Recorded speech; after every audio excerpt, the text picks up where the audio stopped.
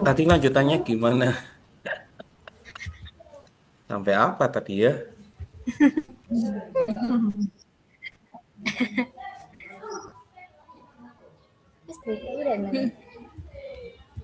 Ini pertanyaan kedua ya, masih ya? Sampai mana?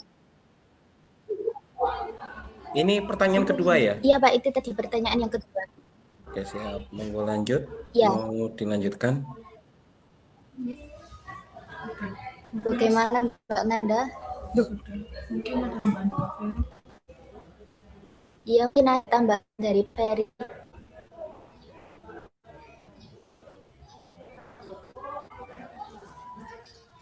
Kalau dari saya enggak ada tambahan, sudah ini bagus kok.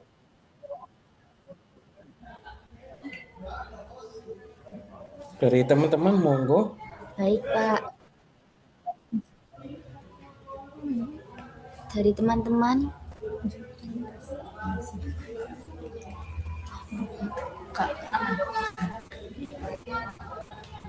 ada tambahan. Mungkin kalau tak ada dilanjutkan, ada barangkali yang ada mau bertanya lagi.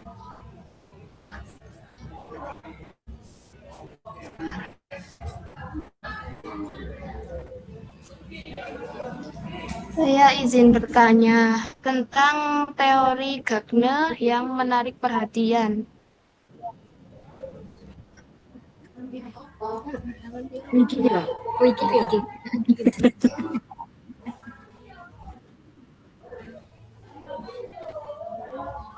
Langkah pertama adalah menarik perhatian siswa dengan hal yang baru atau aneh. Nah, bagaimana strategi guru jika perhatian siswa ini sudah terlanjur mati? Karena faktor lingkungan atau masalah pribadi yang jauh lebih mendominasi pikiran mereka daripada materi pelajaran. Apakah bisa dimengerti atau perlu diulang?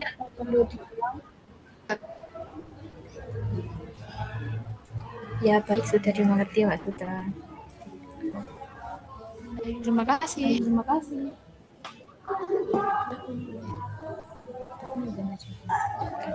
Ada yang bertanya lagi? Monggo, adakah? Kalau enggak, bisa dijawab. Saya izin bertanya, ya, kalau Monggo. boleh. Ada suara. Ya, ya.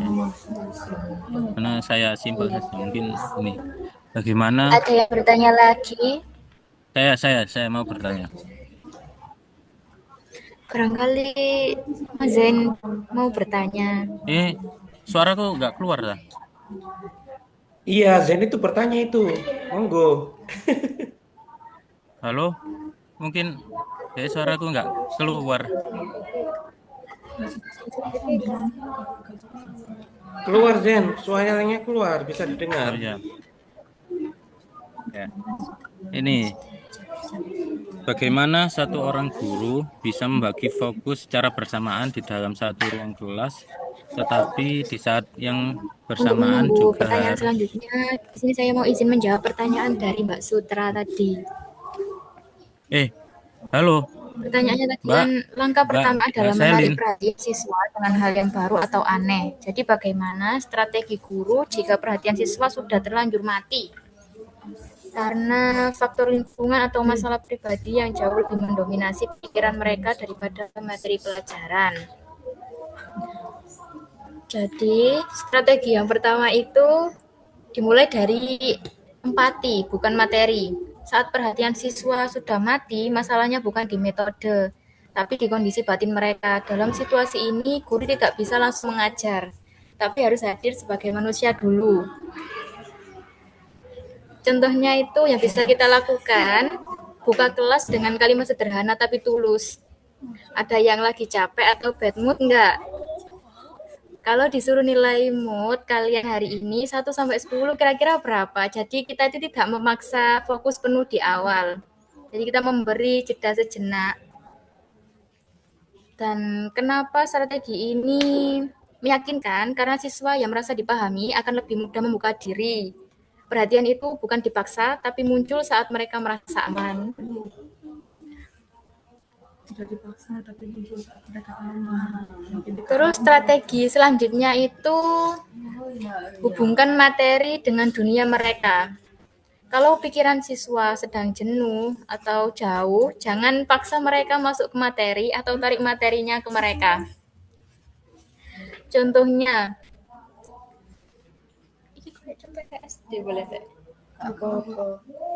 Contohnya, kalau kalian lagi nabung terus tiba-tiba harus ngitung cepat, kira-kira kepake nggak yang kita pelajari ini?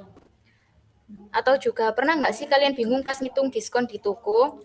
Nah, kenapa strategi ini tuh meyakinkan? Karena siswa itu nggak langsung disuruh mikir abstrak, tapi langsung kebayang situasi nyata. Jadi otaknya otomatis nyambung, atau langsung batin kayak, oh iya, gua pernah ngalamin kayak gini.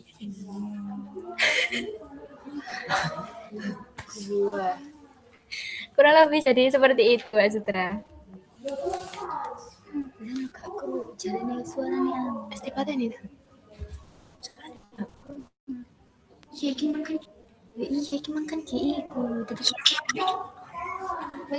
kita itu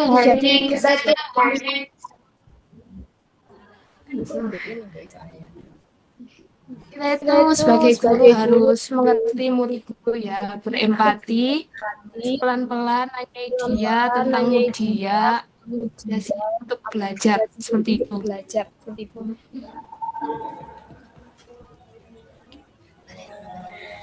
Jadi kita itu sebagai guru harus berempati dulu terhadap siswa, kemudian memperhatikan mood mereka, nanyain mood mereka agar merasa diperhatikan dan siswa merasa aman untuk belajar seperti itu.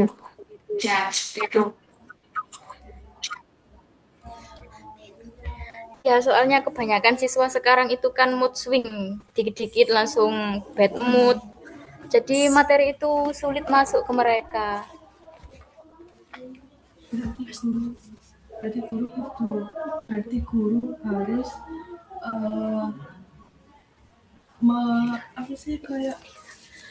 berarti guru harus mengerti perasaan siswa. Berarti menjaga banget. Bukan menjaga tapi kayak Perhatian, memahami. kan guru kan pasti mengatur ya. Nah, berarti ini siswa yang mengatur guru biar soalnya kan gurunya harus ngerti moodnya siswa. Kalau nggak mood gimana? Kalau nggak mood berarti guru harus nurutin siswa tuh. Iku mungkin nenek nang arek cilik. Kalau siswanya ku kecil-kecil. Masih ke SD. SD paling kelas 3 ke bawah. Nek wis kelas 3 ke atas mungkin harus dikasih Kak sih. Soalnya nenek dituruti terus ya tambah ngelam. Ya.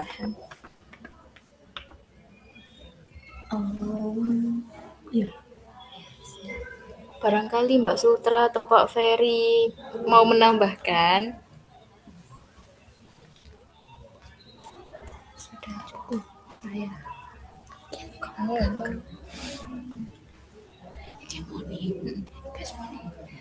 Kalau dari saya sudah cukup, mungkin dari Pak Ferry bisa menambahkan.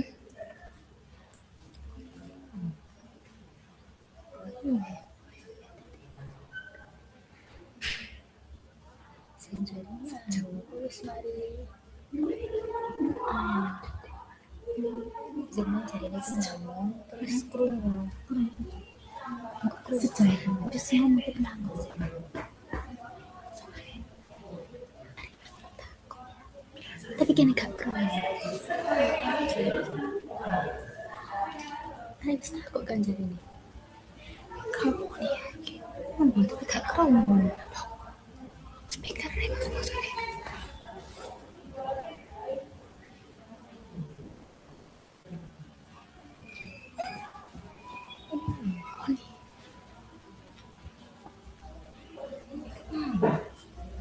Kagak misalnya. Iya, ternyata ya.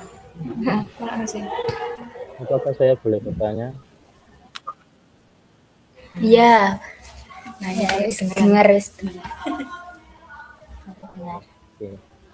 Mungkin ini tantangan yang agak realita ya.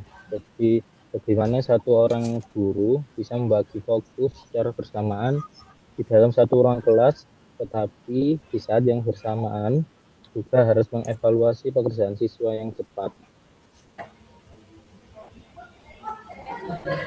Contohnya seperti di pandemi COVID-19 kan harus evaluasi cara belajar yang efektif gimana, tapi ya harus tetap fokus penyampaian materi supaya tersalurkan dengan baik itu gimana. COVID tadi di slide 19.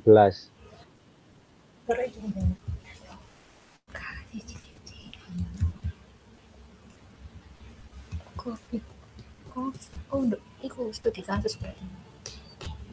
Ya, di studi kasus tingkat SMP.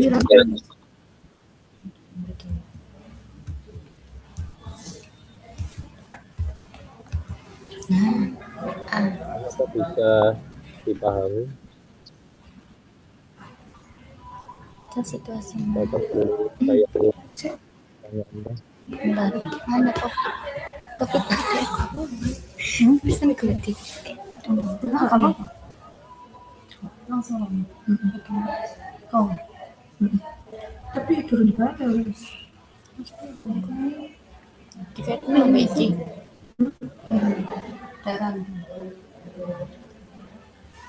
Zen minta tolong diulangi lagi pertanyaannya sing sama COVID ini tadi. Ya, tadi kan pertanyaan kan bagaimana satu orang guru bisa membagi fokus secara bersamaan di dalam kelas, tapi di saat yang bersamaan juga harus evaluasi pekerjaan siswa yang cepat. Jadi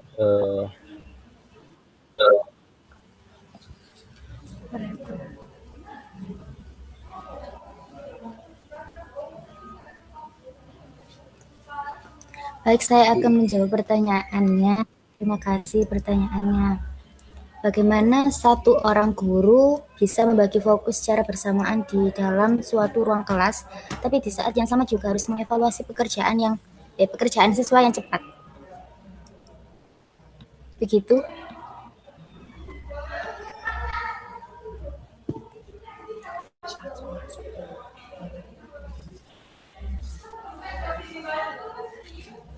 Caranya yaitu ada beberapa strategi, salah satunya yaitu yang pertama ada seperti strategi tutor sebaya. Jadi guru itu mengevaluasi setiap pekerjaan siswa itu kan secara mandiri. Kemudian misalkan guru mengevaluasi ya pekerjaan setiap siswanya. Kemudian dari pekerjaan setiap siswa itu kan pasti ada yang kemampuannya itu menonjol, ada yang sedang, ada yang rendah. Nah, untuk yang kemampuan-kemampuan yang menonjol itu bisa dimanfaatkan bisa membantu guru dengan cara seperti tutor sebaya itu tadi. Jadi yang kemampuannya itu tinggi bisa mengajari teman-temannya yang tidak paham tentang suatu materi. Nah, karena biasanya itu kan teman-teman kalau belajar dengan teman-teman itu kan biasanya lebih cepat paham ya daripada guru. Memang ada yang seperti itu, tapi kan semua. Jadi bisa memanfaatkan tutor sebaya untuk mengevaluasi pekerjaan siswa. Kemudian kalau untuk ketika situasinya sedang pandemi COVID, untuk pembelajarannya itu kan memang kurang efektif ya. Kalau pandemi COVID kemarin itu ada yang namanya sistem daring. Nah, di sistem daring itu memang dibatasi oleh waktu seperti ketika kita menggunakan Zoom, pastikan ada waktunya. Kemudian kita menggunakan Google Meet, kita menggunakan Google Form seperti itu.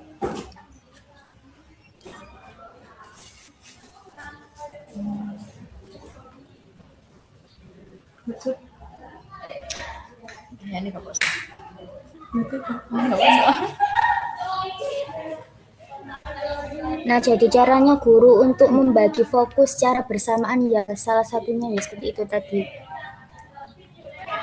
Menjadikan tutor sebaya sebagai strategi untuk mengevaluasi. Atau tersebayar itu tadi, yaitu siswa yang memiliki kemampuan yang tinggi untuk mengajari siswa teman-temannya yang lain. Misal itu tadi dibentuk kelompok, nanti misal ada pretest. Nah, misal ada pretest, setelah itu dievaluasi oleh guru, oh ini kemampuannya tinggi, ini kemampuannya sedang, ini kemampuannya rendah. Karena kan tidak mungkin guru itu membagi fokus secara bersamaan. Nah, oleh karena itu mungkin siswa yang memiliki kemampuan yang tinggi itu tadi bisa untuk dijadikan misalkan ketua tim untuk mengajari kelompoknya. Misal satu kelompok terdiri dari 4 siswa dengan satu sebagai ketua timnya, yaitu siswa yang memiliki kemampuan yang tinggi. Nah, kemudian kan itu bisa nanti berdiskusi. Nah, guru hanya sebagai tetap berperan sebagai pendamping dan juga pengarah proses berpikir mereka. Kurang lebih seperti itu.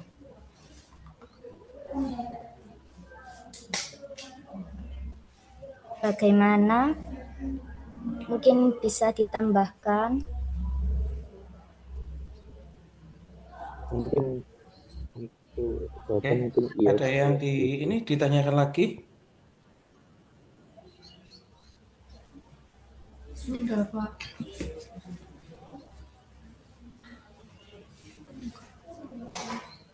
Mungkin kalau ada case lain, mungkin ada yang saling selek atau memiliki kelompok tersendiri kan jadi agak susah ya untuk mengandalkan teman sebaya. Mungkin di dalam satu kelompoknya itu nggak ada yang pinter gitu. Mungkin itu ya yang agak masalah. Dalam satu kelompok bukan berarti itu kayak enggak ada yang pinter gitu kan. Itu tadi kan semisal kita ada post test setelah pembelajaran dikasih post test. Nah, itu guru mengevaluasi bagaimana nanti secara sebisa mungkin guru meratakan.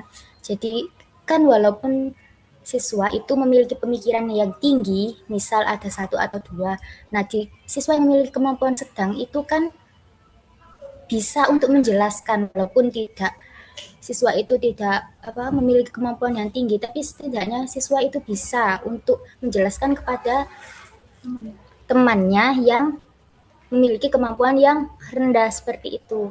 Jadi bukan berarti dalam satu kelompok itu harus ada siswa yang memiliki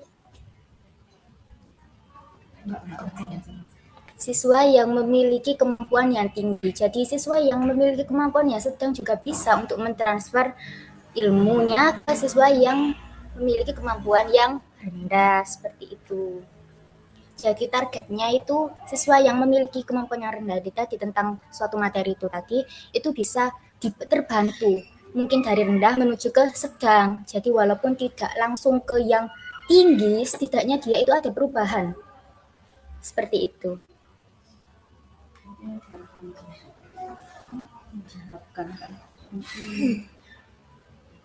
Seenggaknya ada perkembangan gitu ya. Ya, setidaknya memang ada perkembangan.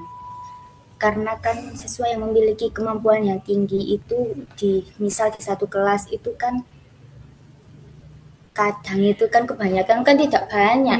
Mungkin berapa orang gitu. Yang banyaknya itu kan yang sedang-sedang saja. Kemudian ada yang rendah juga. Jadi diharapkan siswa yang memiliki kemampuan rendah ini bisa mengikuti pelajaran, mengikuti materi seperti itu. Jadi misal kalau belum tuntas benar itu tugas guru untuk mengevaluasi dan supaya bisa dibahas pertemuan depan. Dan sekarang kan sudah ada AI, mungkin siswa bisa bertanya-tanya gitu kan ya mungkin. Iya betul, bisa memanfaatkan teknologi yang ada pada saat ini juga. Ya, terima kasih atas penjelasannya. Siap. Oke, bagus. Terkait dengan itu ya, saya sedikit tambahkan. Jadi sekali lagi, kalau permasalahan itu kita lihat dulu di tingkat satuan tingkat pendidikannya dulu. Baru kalau nanti kita melakukan treatment ataukah mengatasi masalah ya harus disesuaikan dengan sasaran kita SD, SMP atau SMA. Tadi sudah ada sebenarnya di awal tampilan-tampilannya itu kalau di SD itu seperti apa, prinsip pembelajarannya, SMP seperti apa, SMA juga seperti apa. Itu itu sudah bagus, hanya saja nanti mungkin perlu ditambahkan lagi, dikaji lagi sesuai dengan teorinya Piaget sama teorinya Brunner yang kapan hari sudah saya sampaikan ada dua teori itu nanti yang ketika kita membelajarkan kepada siswa itu sebagai bisa jadi patokan bagaimana cara kita membelajarkan kepada siswa pada tingkat satuan pendidikannya masing-masing seperti itu. Mungkin itu pertanyaannya sudah ya? Tadi sudah dijawab semua ya? Sudah Pak, sudah dijawab semua. Oke. Itu mungkin untuk yang pengelola pembelajaran. Nanti 10.15 kita lanjutkan di yang di kurikulum ya, seperti itu ya. Oke.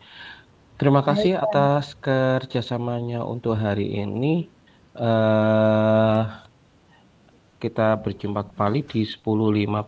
Ini saya settingkan dulu. Kurang lebihnya mohon maaf. Saya akhiri dulu. Assalamualaikum warahmatullahi wabarakatuh. Waalaikumsalam warahmatullahi Waalaikumsalam. wabarakatuh. Oke, terima kasih.